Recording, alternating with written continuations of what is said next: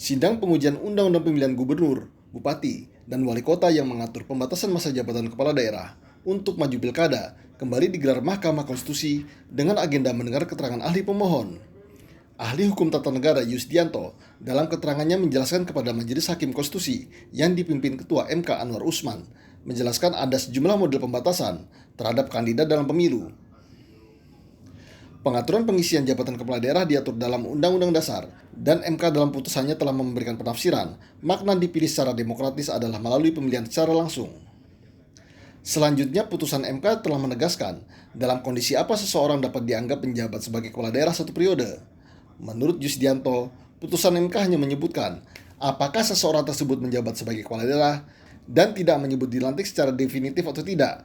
Bahwa menurut putusan Mahkamah Konstitusi, bila seorang wakil kepala daerah menggantikan kepala daerah di tengah jalan, maka perlu dihitung berapa lama sisa masa jabatan yang didahului.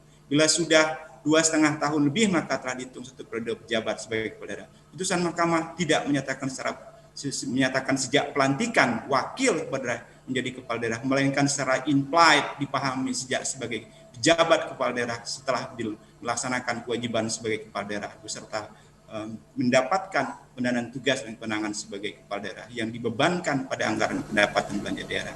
Terhadap keterangan itu, Saldi meminta kepada ahli untuk memberikan pandangan teoritis atas kasus konkret ini.